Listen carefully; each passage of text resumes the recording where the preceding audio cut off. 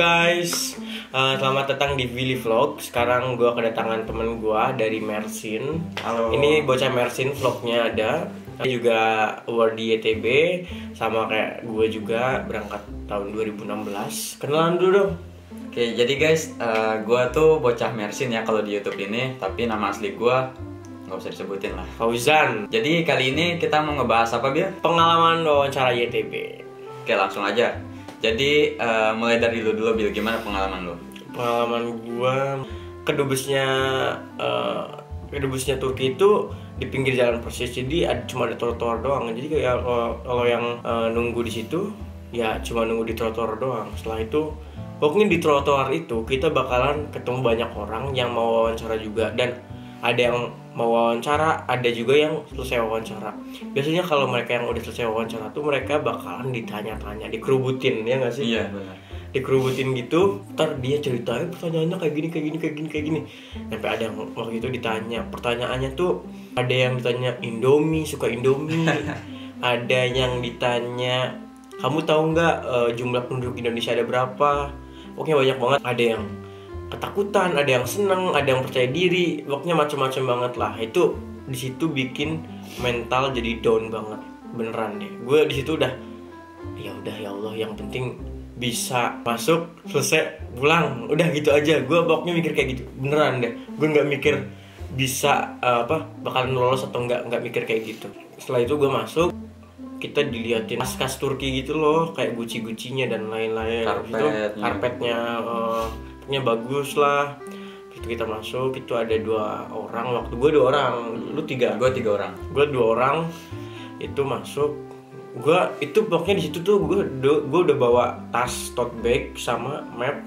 Itu gue udah bawa banyak banget, itu portofolio juga, buku-buku yang gue tulis juga. Minta data-datanya tuh, dia sebenarnya tuh minta nilai UN, tapi karena memang sebenarnya udah ada sih, cuma karena nggak ada ijazahnya, jadi gue nggak mau ngasih tahu, dan juga nilai UN gue jelek. Jadi gue belum ada. Oh ya udah, nggak apa-apa, ya udah, boleh duduk, boleh, silakan duduk.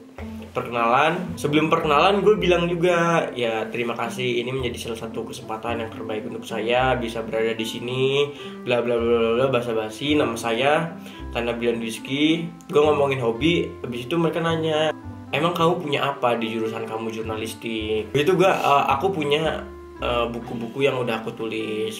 Mereka langsung kaget gitu loh. Mereka kaget sambil buku antologi atau buku sendiri gitu. Buku antologi ada, buku sendiri ada. Habis itu gue ambil nih ke bawah, bawa ke mereka. Ini buku-buku saya ada 14. Mereka langsung tercengang gitu kan. Habis itu sempat tuh ditanya juga mereka, loh, kok ini punya kamu yang mana gitu. Soalnya di sini tuh Billy Brilian, tapi nama gue tuh di data Tanda Bilan Rizky aslinya gitu. Terus tuh gue tunjukin profil gue tuh di belakang Tanda Bilan Rizky. Oh iya, gue juga suruh lihat itu tuh laptop mereka tuh ada data-datanya. Tapi gue cuma lihat namanya gue doang. Gue penasaran yang lain itu mungkin skornya atau apa gitu. Gue penasaran sebenarnya. Ini setelah waktu mau duduk, gue nawarin ke mereka, can I tell you about my future plan gitu. Oh iya boleh. Ini gue juga udah nyiapin mind map tuh. Gue udah ngedesain mind map. Gue akhirnya ambil ini mind map gue bikin sengaja buat ini, dan gue juga desain sendiri gitu. Ini gue ceritain, ini mind map gue bla. Gue juga nyinggung tentang misalkan kalau di Turki kita bakalan bisa melampaui kegiatan-kegiatan internasional juga. Ntar siapa tahu gue juga bisa ketemu sama penulis idola gue, Orhan Pamuk, yang mana itu penulis asal Turki yang udah pernah dapat Nobel Award dan lain-lain. Akhirnya setelah itu udah mereka oke, terima kasih. Yang jelas gue tuh di situ ngerasa aman gitu loh, karena gue nggak ada pertanyaan yang gagal gitu loh. Which is banyak dari sebelumnya tuh yang tanya misalkan, kamu tahu nggak bapak sosiolog Indonesia siapa? Mereka nggak tahu, itu udah zong gitu kan. Iya. Kalau gue tuh nggak ada pertanyaan yang A sama dengan A gitu loh, nggak ada yang kayak gitu. Makanya gue ngerasa aman kayak gitu. Jadi intinya tuh pertanyaannya tuh seputar jurusan yang lu mau lu pilih gitu kan? Kalau gua, ya kan? Kalau gua. Jadi lu tuh kan jurusan jurnalis kan? Ya, gua jurusan jurnalistik. Jadi pertanyaan tuh seputar jurnalistik gitu. Nah, sekarang Ojan bakalan cerita pengalaman dia. Oke, jadi kalau gue mah langsung di dalam gedungnya aja ya, di Kedubes, karena sama tadi hampir sama gitu. Dan gue tuh di hari kedua yang mana tuh si pewawancaranya tuh ada 3 orang. Dan kalau itu sih lebih menegangkan lagi gitu Bil.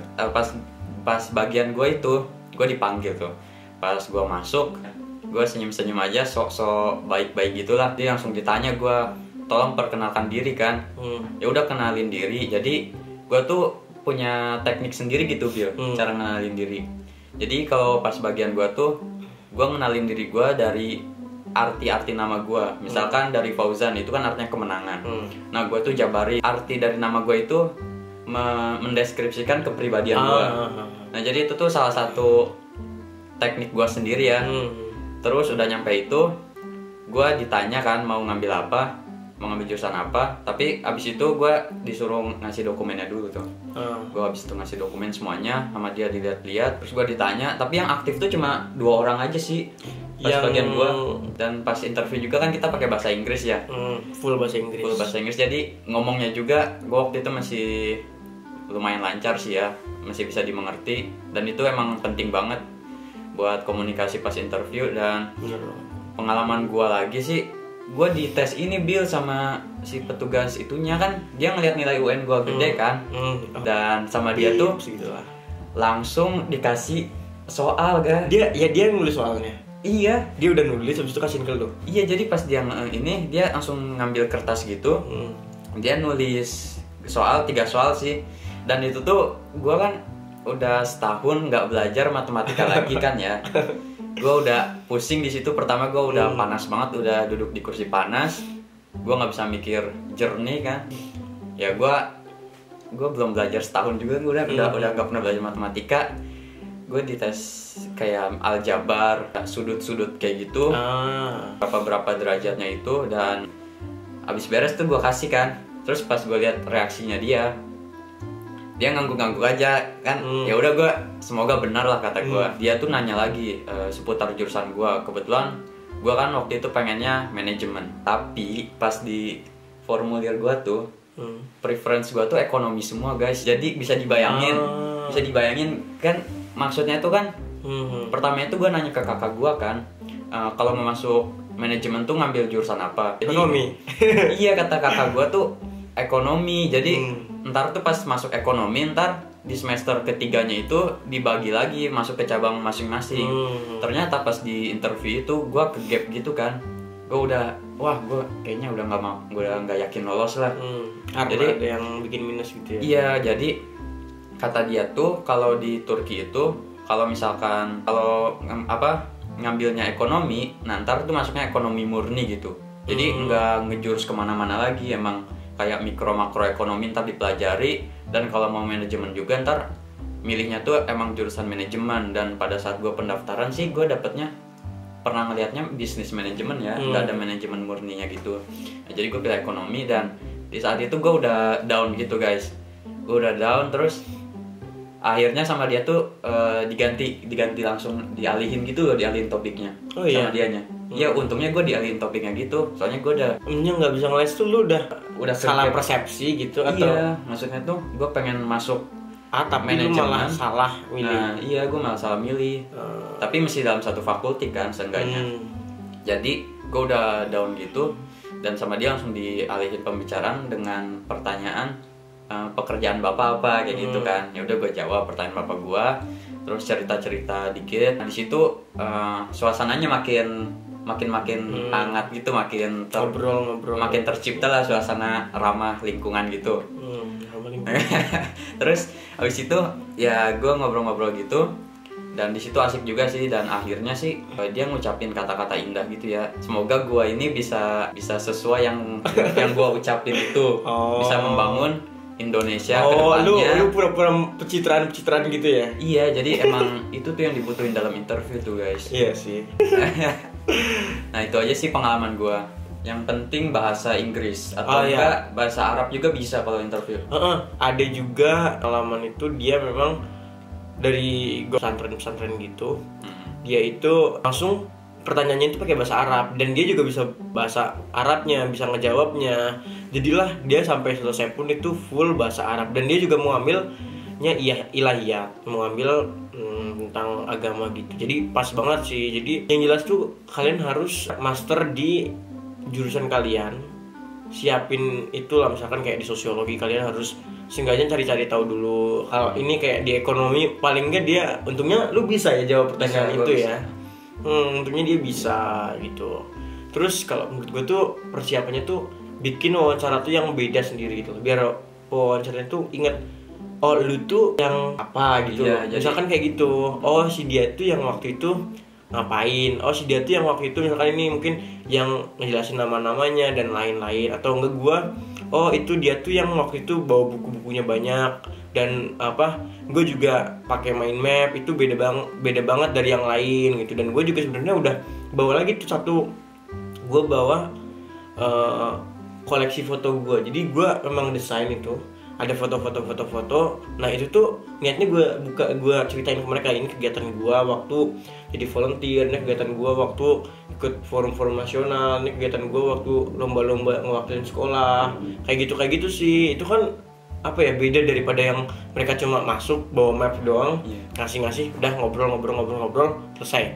Itu lupa lah, apalagi ada ratusan banyaknya yang wawancara gitu loh. Kalau kita bikin yang beda itu kan pasti bakalan keinget sama mereka. Jadi kalau tips dari gue sih, pokoknya selama lu di dalam itu lu harus selalu tersenyum. Entah itu lu lagi mikir sesuatu, lu lagi ngapain, pokoknya lu senyum aja. Pokoknya senyum paling penting. Dan pas lu bicara sama si para interview itu jangan noleh kemana-mana. Pokoknya harus tatap mata si interview itu. Misalkan di sana ada 3 orang, yang nanya itu yang di tengah kan. Jadi ntar kita pas ngejawab itu kita harus kita harus ngelihat ke si yang nanyanya itu. Habis itu kita ngelihat satu-satu, kita tatap dikit-dikit aja, tapi lebih banyak ke yang nanyanya itu. Jadi itu penglihatan tatap menatap itu sangat penting guys. Oh iya sih. Terus apalagi ya? Kalau yang mata itu emang ntar mereka juga nggak selalu liatin kita, cuma kita liatin mereka terus aja gitu loh. Itu bener, gue juga dari awal gue bisa nggak ya natap mereka terus gitu loh. Tapi ternyata waktu gue memang udah browsing kan, cara salaman yang bener, cara interview dan lain-lain, itu ya memang, ntar emang gue bisa ya. Bahasa Inggrisnya harus mikir gimana lagi, terus ntar mana harus natap mereka itu. Tapi waktu di wawancara gue bener-bener ya udahlah enjoy. Dan tapi jangan kayak enjoyan gitu loh, maksudnya tetap tatap mereka gitu, senyum sambil jawabnya tuh energik juga gitu loh, biar mereka tuh bersemangat gitu loh. Soalnya ada yang mereka nggak suka dan banyakan sih nggak lolos. Kalau yang mereka pokoknya udah bete, udah nggak suka, itu kebanyakan sih nggak lolos yang kayak gitu. Yang ngomongnya lemes-lemes gitu ya. Namanya siapa? Nama aku ini, nama aku ini. Ada juga yang ditanya, buat yang lulus SMA itu biasanya kalian bakal ditanya nilai UN yang baru lulus SMA.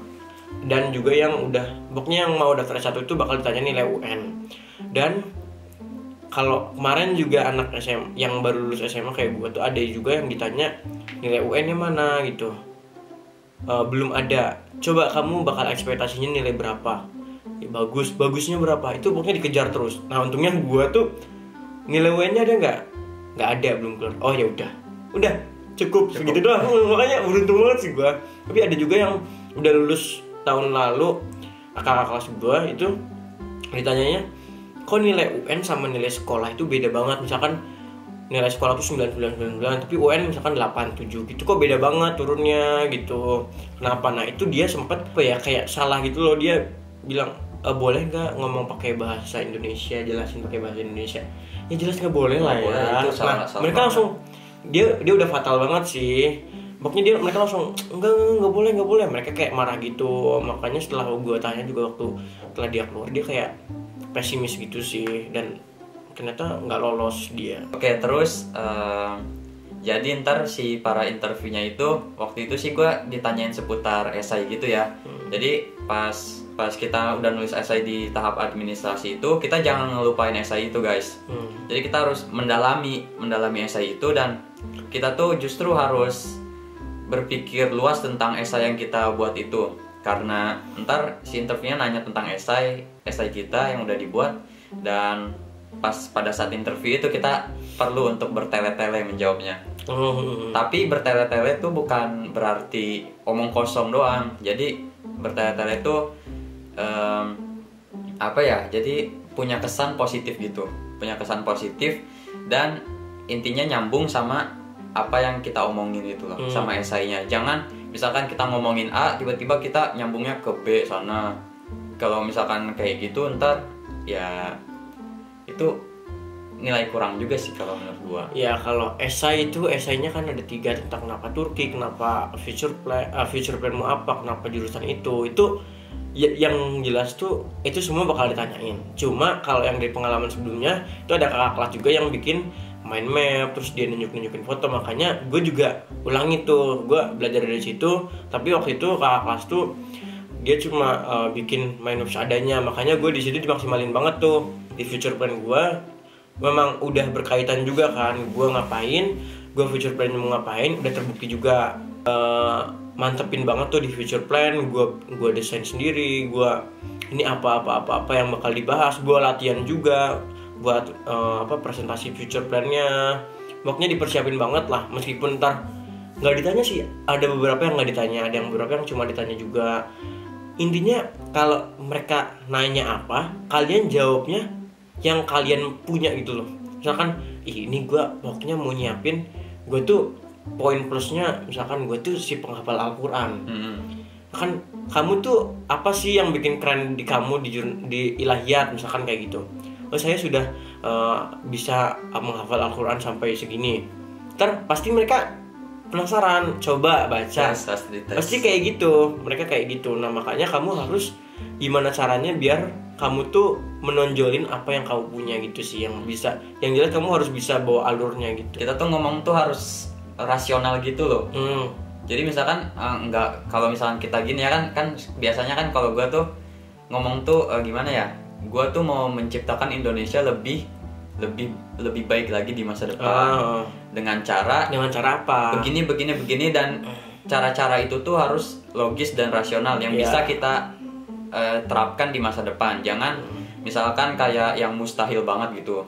Ntar sama dianya, wah ini mah ketahuan apa pencitraan doang. Jadi kita tuh harus ngomong serasional mungkin, dan pokoknya tuh kita harus berpikir cepat juga pas interview. Yang rasional tuh, dan juga lu tuh ngomong kayak gitu, lu tuh udah punya apa sih gitu. Iya. Kan lu mau bikin misalkan lu mau jadi insinyur yang hebat. Nah, lu tuh siapa gitu loh. Itu bakalan bukan mereka sih, harusnya kita juga nyambungin. Nah dengan seperti itu saya juga sudah memberikan kontribusi A, B, C, D, F, G misalkan kayak gitu. Itu pas juga sih, biar mereka juga semakin percaya gitu. Itu sebenarnya nggak hanya di YTB juga sih, di semua beasiswa pun kayak gitu pastilah. Kayak di LPDP itu pasti mereka juga harus lihat lu tuh udah kontribusi apa aja kayak gitu. Guys, ini dia pengalaman wawancara YTB ala kita. Jangan lupa subscribe Bocah Mersin dan Billy Vlog. Sampai jumpa di video selanjutnya. Dah.